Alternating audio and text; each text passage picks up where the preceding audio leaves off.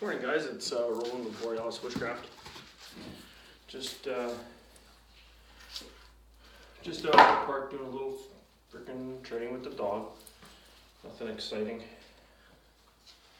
Happy Thanksgiving, everybody. Having technical difficulties. It's really hot from walking in now, I'm a little chilled. Everything out here is soaking wet, so it's yeah, it's a little kind of extreme.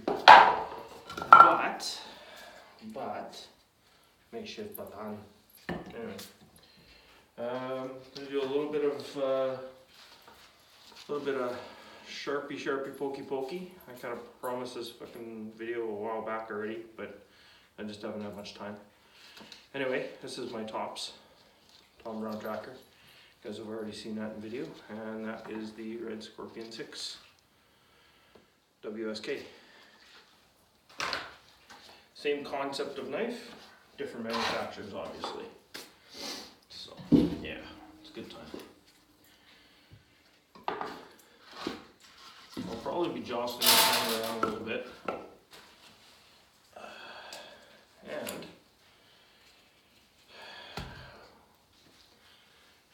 And this is an Ontario kabar, or I believe it's Mark II fighting knife from Ontario.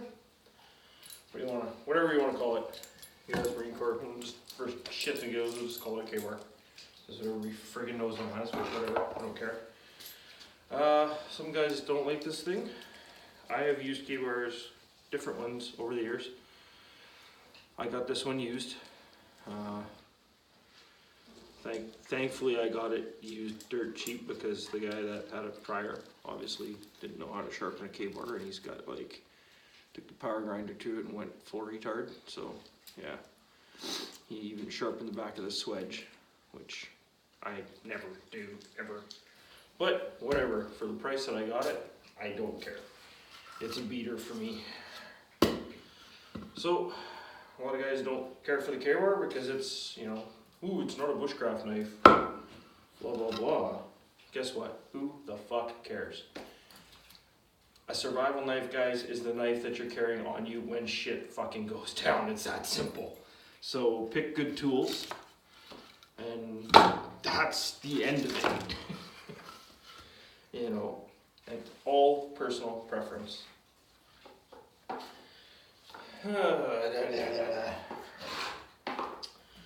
So anyway, as many of you guys have probably haven't heard, Winnipeg got hit with like a massive, we're gonna call it a Slurpee storm. It's early winter storm. We got like around a foot of wet, heavy snow, kind of like Colorado and BC get all the time. Just one big couple of dumps, and yeah. Power was out for an extended duration, but I'll chat about that a little bit later on after I get the stove warmed up and the fire going here. I'm just going to use K-bar right now just to split a little bit of kindling.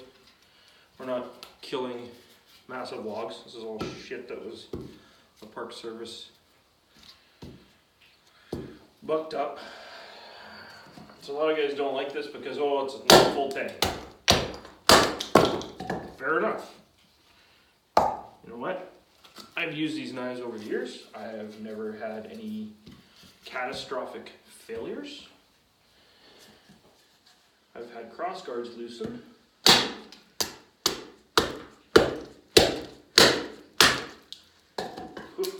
is one really crappy piece of wood. Let's switch this out with something not so fucked up. So if somebody friggin' asked me why I always end up coming out to the park to test stuff, the Park Service literally cuts what the hell ever. There's lots of knots in it, there's all kinds of stuff here. Here's some birch, dried birch.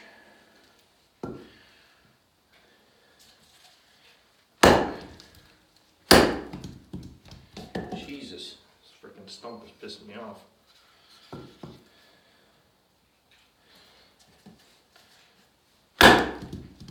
There we go.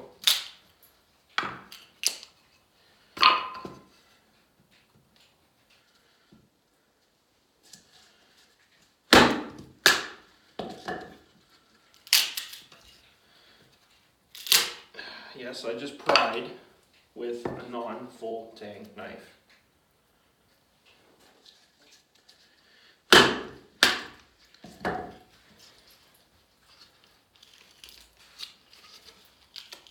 Oh, I'll beat that one. There's a knot there.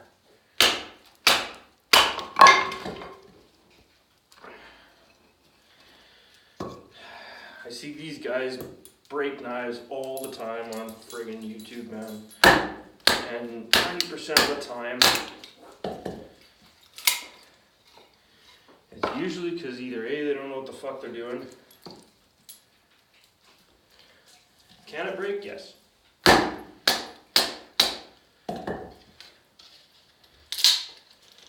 But it comes down to knowing your tools. Do you want the best knife you can possibly carry in the bush? Probably. Is budget gonna construe that? Sure is. I knew a fella that had a Bussy Battle Mistress on a course, and it was like, he didn't even have a sheath, it was right out of the showroom. It was literally a safe queen. And I basically, for all intents and purposes, if you're gonna bring it on a survival course, I really hope you're gonna use it.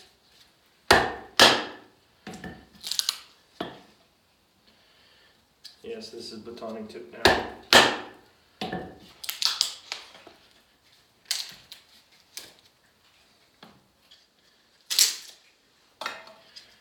Max's, it's got some spring to it. Learning to walk on a long line. That's why I don't sharpen my swedges, guys. Because I like to use my hands sometimes. Like that, and I don't like to do that. So, yeah. Is this primarily designed as a combat utility knife? Yeah. Well, we're putting the utility portion back into the combat portion.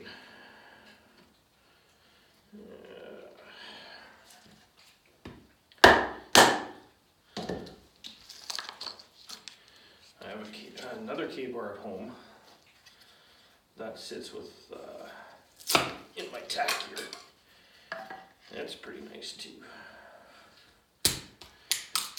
Best one that I found to date, and I got stolen on me years and years ago, is my Camillus.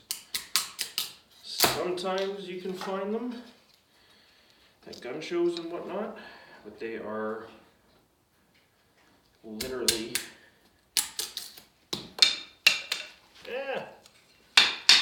got a little water. They're literally a bit of a unicorn now. Camillus hasn't made a kabar in a lot of years.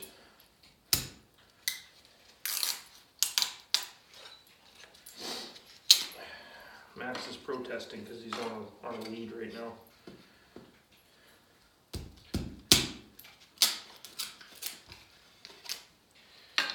I would be too.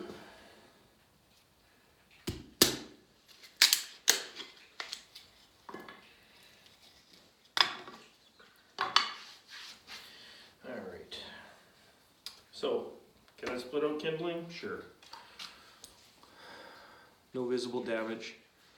The quillions on the Ontarios are normally straight across. I took a wrench and turned them down so they're more like the kabar offering, right? Because kabars are brand and not a knife. Couple reasons for that. I find if I want to choke up, then the cross guard or the quillions don't get in my way, right? If I want to use a chest lever grip, they don't necessarily get in my way either. It's not a huge issue. So, if you want to cut stuff, that's basically the grip that I end up using.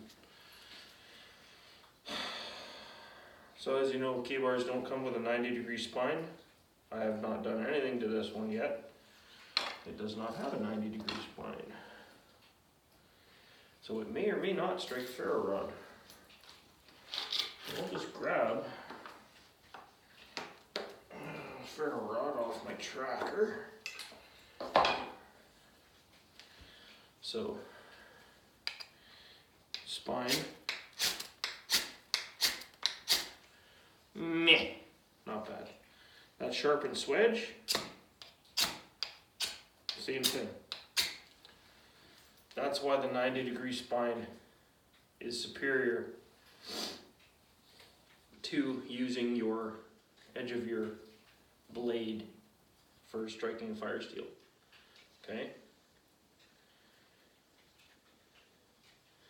And yes, it does dull it quite rather fast. There's already like little nicks in this swedge, so because I don't care for it being sharp, and I really don't care. So yeah, if I had to use it, it's going to be with the spine. So, because I like to carry this, because it's leather stacked handle, I'll probably, and it's blue, not painted. And yeah, all the coatings out there, they're painted. I'll probably square this up a little bit better than what it is.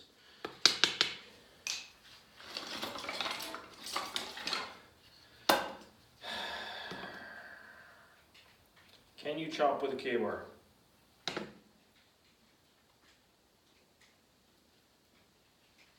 Probably not very well. They're not very heavy, and they're not heavy for a reason, but they are thin and they do bite fairly good.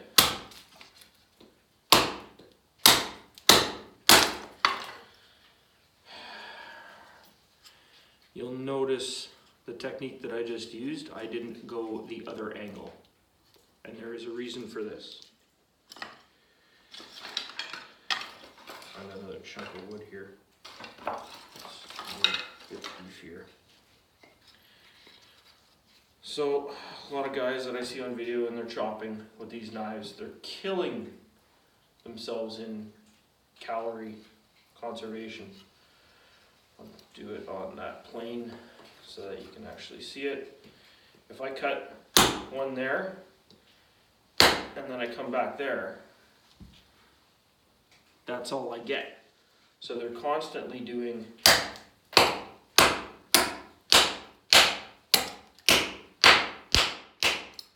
they're essentially beating the fucking log to death. You don't want to do that with any knife. 2 reasons. 1, you're entering more shock into your handle, and you can feel it right into the pommel on this. Right? Everything is still tight because it's a very well made knife. But if you have a lesser offering or, you know, a knockoff, everything's going to loosen up on you. There's so much shock that's transferred from chopping, it's not even funny. I rarely chop with a knife, period. So by coming across here on the angle,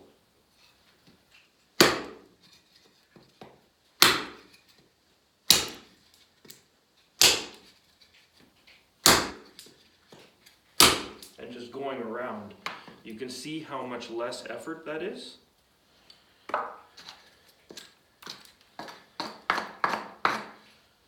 And there's very little shock transferred into the handle of the knife. A lot of people don't understand that. This is not a rubber handled knife. There's no shock absorption whatsoever. Whatever I feel, I smack it, I feel it in the palm. Okay? Try doing that for hours and hours and hours. Can you cross baton with it? Sure, why not? I'm not going to bother doing that right now because I'm running out of kindling to break. Anyway. So, can it be done? Sure. Should it? Probably not. Can you feather sticks? You know what? Any bloody knife.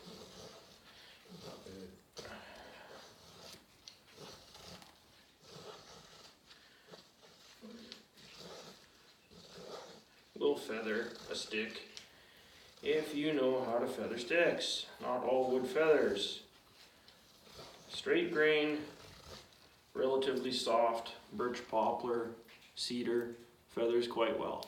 Okay? Yes, we made feather sticks with a freaking kabar. Big deal. Okay? So, is it pokey? Yep, it's good for that.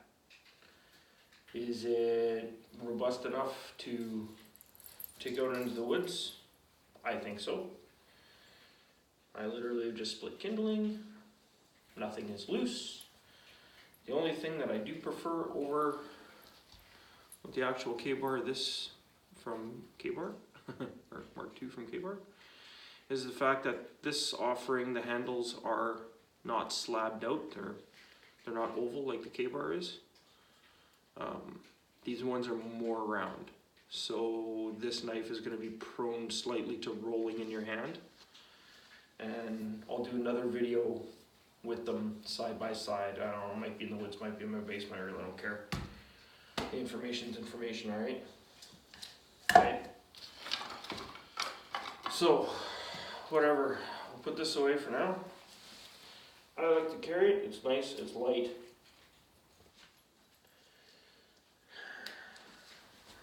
There's a few mods that you can do to them. You can, if you don't like the quilling, you can chop the top one off. I've seen guys take off both. Not a fan of that. Whatever. Okay. So, we are going to whack up some more kindling. My fire still back on here for the time being so it doesn't go AWOL. Okay, so tops T1, right?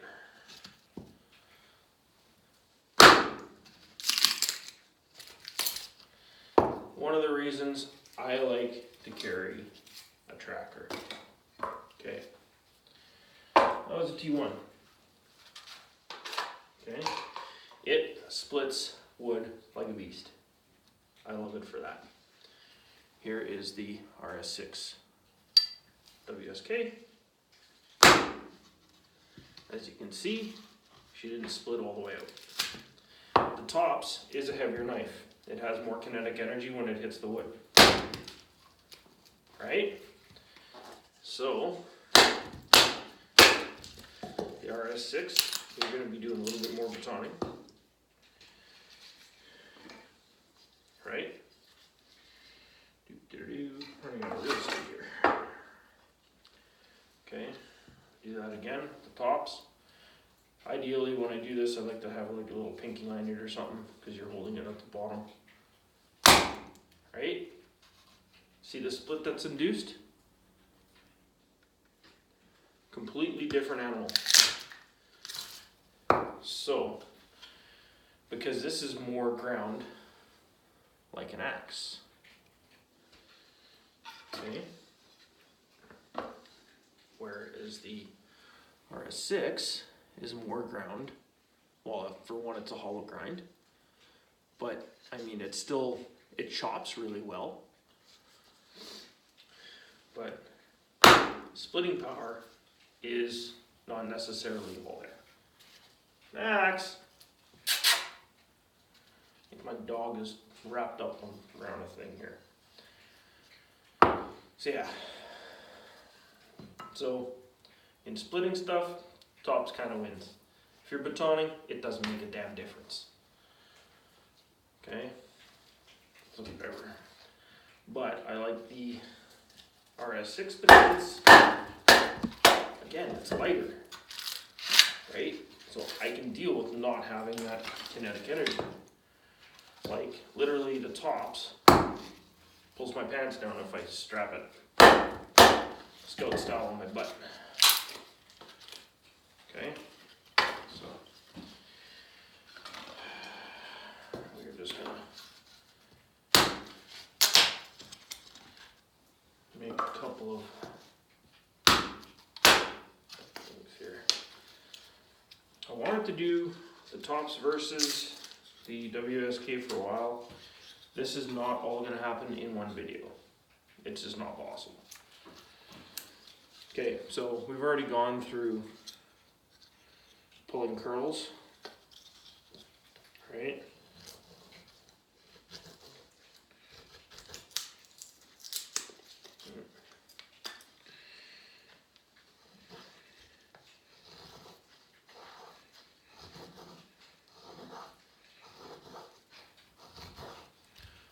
so they do pull curls just fine. Back to the tops, same piece of wood.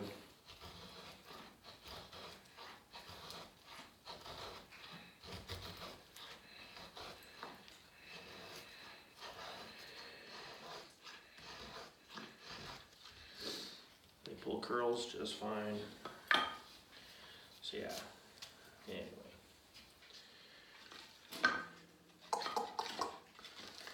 Slightly longer, a little straighter grained. Do they carve?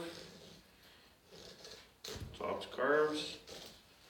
Just fine.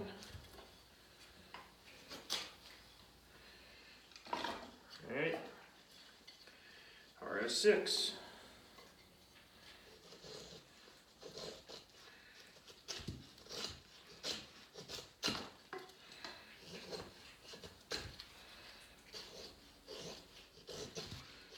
So yeah, you can carve, you can feather with it traditionally like that, whatever, if you don't want to use a quarter rounder.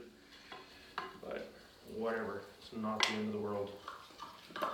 However you choose to do things.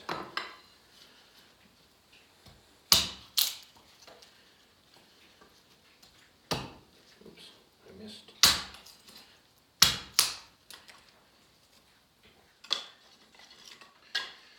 Alright, so tip down the tops, because the way it's ground has more I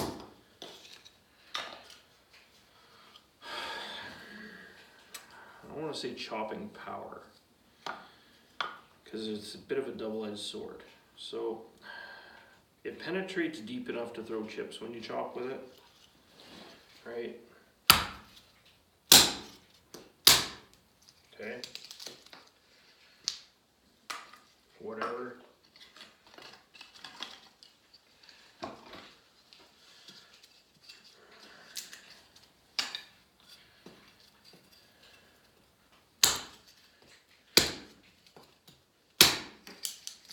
They both chop roughly around the same, depending on how you're chopping, right?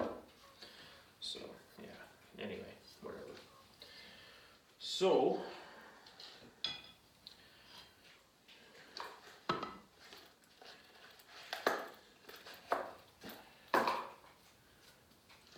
they throw sparks. Yes, I have ground bow spines in the rounded section.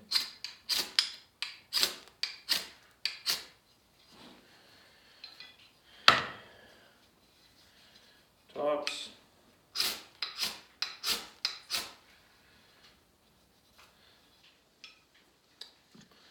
One thing to note between the two, the tops has a slight differential heat treat to it. Because of the saw teeth on the back, they had to do a little bit more hardening. Most tops knives don't throw sparks for shit on the spine. I've had a few. Whereas this is not differentially heat treated. So it throws sparks quite well, pretty much wherever you strike it. Alright.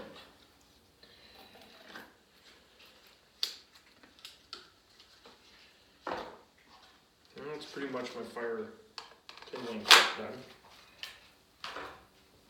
Alright. Stopped, gathered up a little bit of birch bark. Just gonna organize my life here a little bit.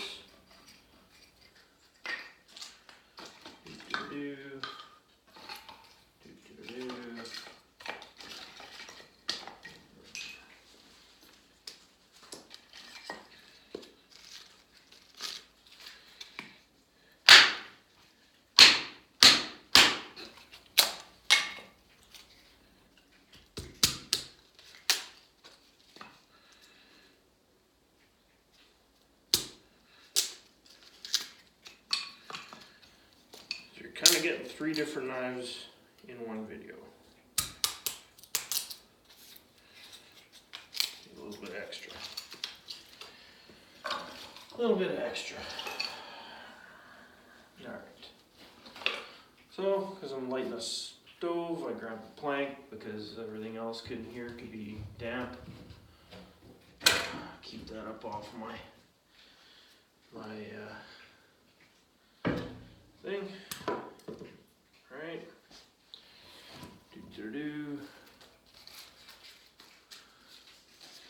There's some birch bark that I had grabbed off the tree. It is damp.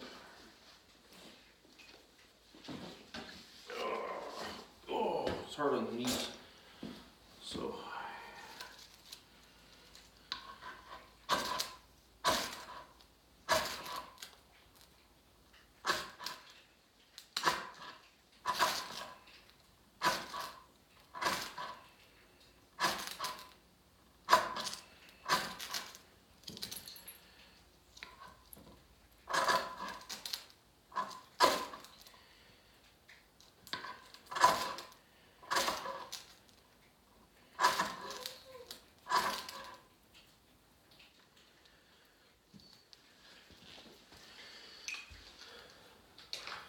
So does it take a little bit of doing? Yep, sure did. But keep in mind, it has literally had wet snow for the past 2 days here.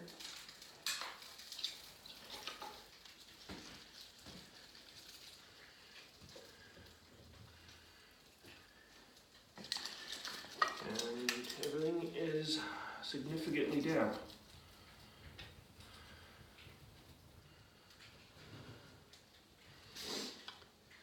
So yeah, that's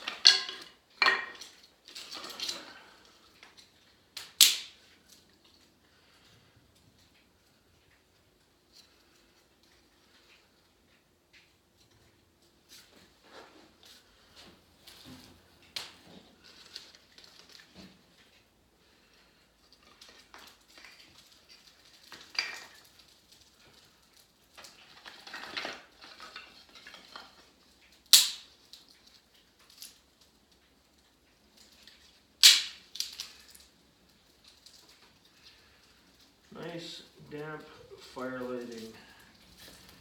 You've got to love it. Not so much. Now I kind of rushed this, and I didn't organize myself all that great today, but I have a Thanksgiving dinner to go to.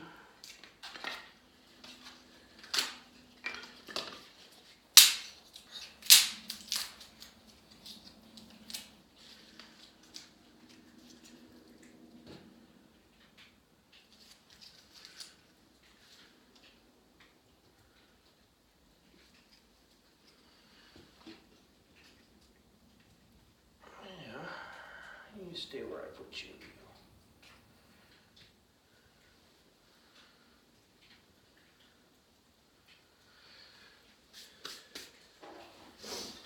Lighting wood stoves in the park is a lot different than lighting a campfire, because you are literally working with the draw of the stove.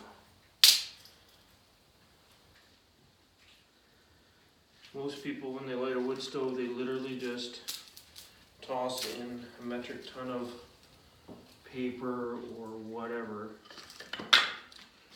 I never use the paper when I come out to the park. I always cut my own tinder and kindling, because the next guy that comes out here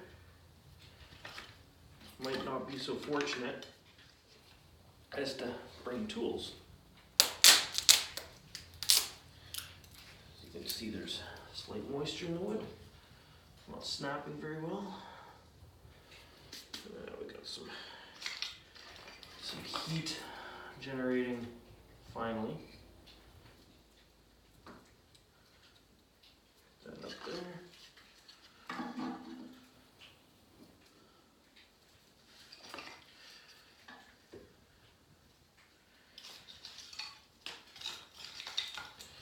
Yeah.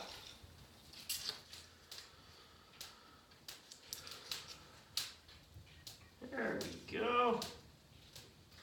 Just like that.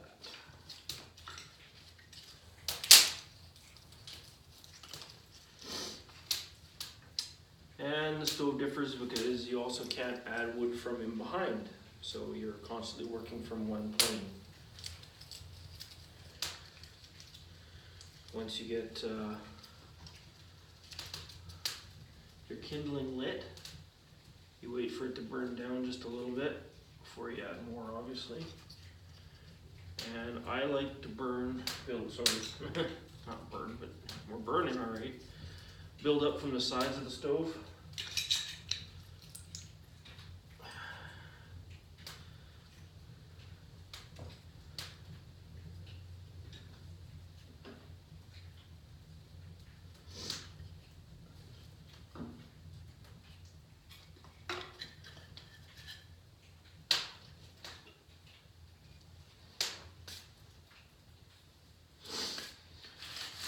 Leftover birch bark and stash it in the cabin here, someplace after. Alrighty.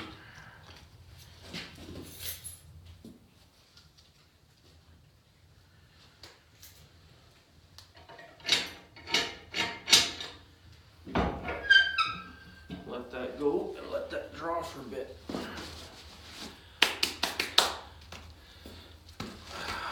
Turn you guys off, and I'm gonna go tend to my pooch. Happy Thanksgiving, fellas.